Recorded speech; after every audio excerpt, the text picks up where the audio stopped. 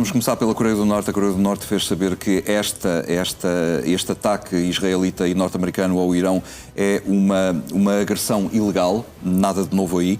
Putin expressou as condolências pela morte de Ali Khamenei, também nada de novo, e também as outras informações que se seguem de Putin também não são novas, fazem parte da narrativa russa. Vladimir Putin chama Ali Khamenei um estadista fabuloso.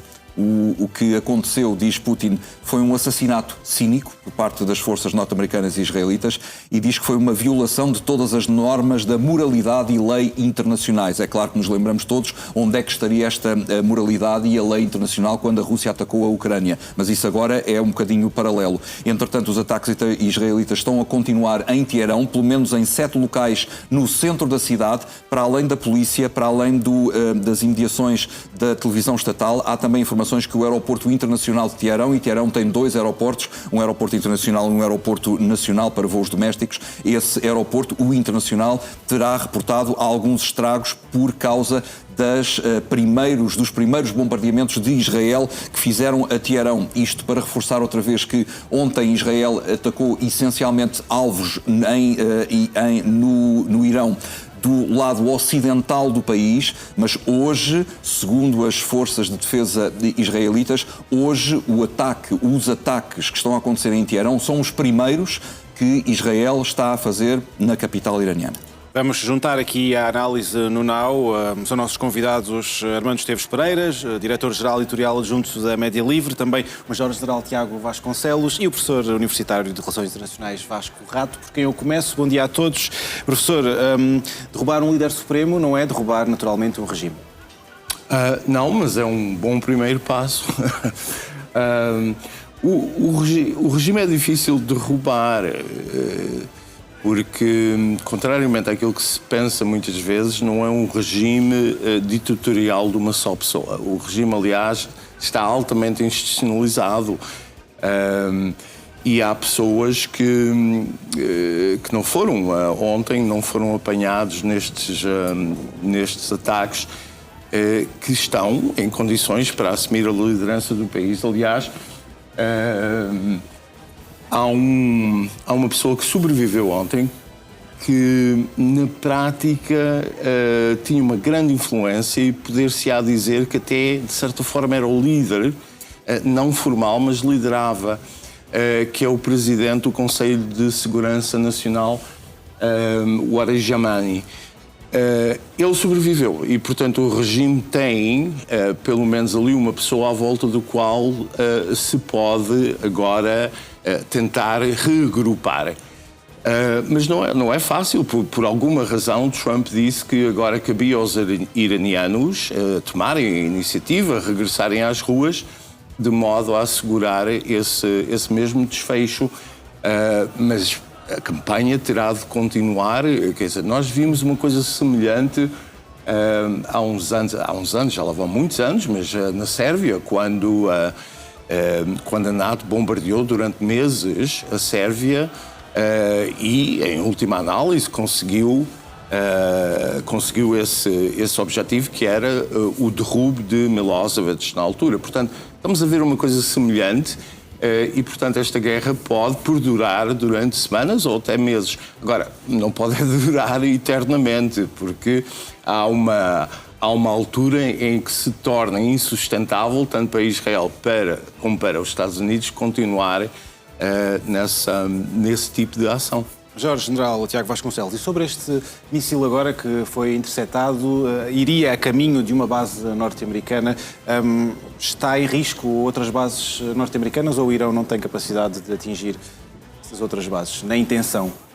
A intenção tem seguramente, capacidade é que vai tendo cada vez menos, portanto, ontem, apesar da espetacularidade do ataque no centro de Teherão, que provocou a morte do Ali Khamenei e que aparentemente terá sido realmente o primeiro grande ataque, foi aliás justamente a circunstância de ser um alvo exposto que fez precipitar.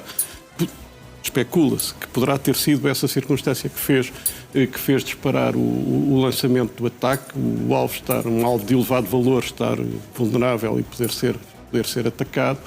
Embora esse tenha sido o desfecho mais espetacular da campanha de ontem, os Estados Unidos têm vindo sistematicamente a atingir outros alvos, não apenas em Teherão, mas ao longo de todo o território iraniano, para degradar a capacidade militar iraniana. Portanto, o Irão demonstrou ter capacidade de reação, mantém alguma capacidade de reação. Eu não valorizaria excessivamente esta declaração do Ali Laranjani, porque, pronto, é o tipo de declarações também que se fazem por vezes nestas alturas e portanto, não creio, sinceramente, ficaria um pouco surpreendido. Ficaria surpreendido se o Irão não demonstrasse não possuir qualquer capacidade de reação ainda hoje e nos próximos dias.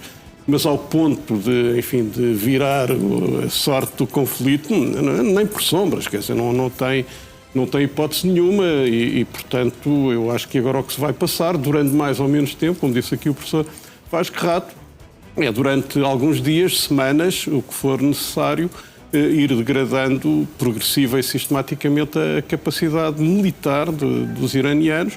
Embora, entre a degradação da capacidade militar iraniana e a mudança do regime, depois ainda vai uma grande distância, como disse também o professor Vasco Rato. Há vários cenários que se podem pôr em cima da mesa. Um, realmente, é o colapso do regime, não é? Mas o regime pode sobreviver, a estrutura de poder clerical, juntamente com os guardas revolucionários, pode manter-se, um pouco mais enfraquecida, mas pode manter-se. Deixe-me só dar aqui conta de que o Ministro da Defesa de Israel confirmou, mesmo agora, que os ataques contra o Irão vão continuar. Estamos a mostrar essas declarações. Absolutamente, quer dizer, isso é perfeitamente previsível. Vão continuar não apenas hoje, mas ao longo dos próximos dias. Portanto, eu estava a dizer, pode realmente verificar-se o colapso do regime, vamos ver, mas pode verificar-se uma sobrevivência do regime enfraquecido, pode verificar-se um endurecimento ainda maior do regime, com práticas ainda mais repressivas, o que atrasará um pouco mais depois a mudança do regime, e o colapso do regime, tanto pode ser um colapso relativamente ordenado, não há colapsos de regime muito ordenados naquela região e, desejavelmente, com o Irão a caminhar para uma democracia, ou pelo menos um regime mais acomodatício dos interesses das outras potências regionais e dos Estados Unidos. Mas também pode ser, portanto, o Irão é um país de 90 milhões de habitantes, a maioria é realmente persa, mas tem minorias muito importantes, mas mesmo muito importantes, estamos a falar de milhões de pessoas, não é? Baluches, azeris, que são turcófonos, curdos, e a nação curda está espalhada ali por muitos países. Vemos que, portanto, estes acontecimentos que se deram já no Paquistão e no Iraque, onde a maioria da população é xiita, é outra linha de fratura na região entre xiitas e sunitas. Portanto, tudo isso pode provocar ali spillovers e transformar-se numa situação regional um pouco mais descontrolada, mas, quer dizer, o que eu também não tenho dúvidas é que os Estados Unidos e Israel ponderaram todas essas evoluções possíveis, terão planos de contingência para essas situações todas, mas a verdade é que as guerras nós sabemos normalmente como é que elas começam, mas não conseguimos controlar normalmente todas as circunstâncias e pode haver aqui evidentemente surpresas e situações inesperadas, mas uma reação brutal da parte do Irão de resposta.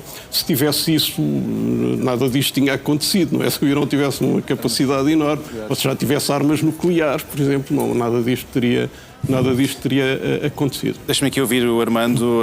Armando, em 2003, depois do 11 de setembro, Bush invadiu o Iraque também sob pretexto que havia armas de destruição maciça. Que paralelismo é que podemos fazer com a atuação de Trump? Não, há esse paralelismo, mas acima de tudo agora o que se passa, de facto, é uma grande vitória de Israel, de Netanyahu, na região. Israel tornou-se nestes anos a grande potência regional e os grandes adversários, os grandes inimigos, neste caso, o regime do Irão era mais do que adversário. O Irão, dos ayatollahs, queria eliminar o Estado judaico. Portanto, era o Estado mais ativo no antisionismo, financiando desde o Líbano ao Iémen, até com o seu envolvimento na Síria e mesmo na Palestina, movimentos não só xiitas, mas também sunitas, contra Israel, queria extinguir Israel. Portanto, Israel, nesse aspecto, tem uma vitória regional e, portanto, é o grande vencedor destas 2 décadas desta fase. Agora, o que é importante, no caso do Irão, é decapitado o Ayatollah, que é mais do que O Ayatollah é o equivalente na Igreja Católica ao Papa. Portanto, é um líder religioso. Numa sociedade que é muito religiosa, e numa estrutura religiosa dos xiitas, em que o clero tem uma grande influência e é altamente hierarquizado. Portanto, as redes de poder que podem manter o regime são muito fortes. E só isto explica que num país em profundo colapso económico, para termos uma ideia, a inflação dos produtos alimentares dos últimos 12 meses foi mais de 100%. Imaginemos uma situação em que a comida custa de um ano para o outro o dobro. Portanto, isto é terrível. Para termos uma ideia, a moeda, portanto, o regime desde 79, a moeda face ao dólar desvalorizou 20 mil vezes. É uma coisa que não temos uma noção de que isso significa em termos de perda. O real, que é a moeda local, é preciso, para termos €1, são mais de 1,6 milhões. Portanto, quer dizer, para comprar pão, já estamos a falar de valores milionários. Portanto, a situação daquelas pessoas em termos de colapso económico é terrível. Temos outra ideia profunda, é o Irão, que são 90 milhões de pessoas, portanto, quase 9 vezes mais do que Portugal, tem um PIB semelhante ao português, já está um bocadinho abaixo. Portanto, o nível daquela sociedade está muito, muito debilitado. Só o poder religioso e o grande aparelho repressivo é que mantém aquele regime quase ao fim de 50 anos. Portanto, destruir esse poder repressivo e também afastar esse poder religioso é muito difícil, e isso é a grande incógnita das próximas semanas. É importante, professor Vasco Ratos, traçar aqui um paralelismo entre a religião e também as condições de vida em que aquelas pessoas estão e próximos tempos para a sucessão. O que é que pode vir aí? Quer dizer, a sucessão formal, em princípio, atendendo à idade do Ayatollah Khomeini, já se estava a esperar, que já se falava da sucessão. Aliás, fala-se aparentemente que um dos candidatos mais prováveis será o neto. Mas isso, enfim, isso será decidido rapidamente. Mas há vários centros de poder dentro do regime. Há esse poder, digamos, formal, mas depois há outros. A presidência, por exemplo, apesar de ser secundário, e depois o poder mais importante de todos, que são as Forças Armadas e, sobretudo, os guardas revolucionários. Aí é que está, efetivamente, o centro do poder. E foi isso que Trump apelou a que essas pessoas deixassem de combater, deixassem de defender o regime, prometendo-lhes imunidade. Agora, a estrutura também é altamente, essa estrutura em concreto é altamente hierarquizada, como é óbvio, de uma força militarizada, e é difícil vislumbrar em que situação, em que condições é que isso irá ocorrer se não houver uma mobilização massiva das populações.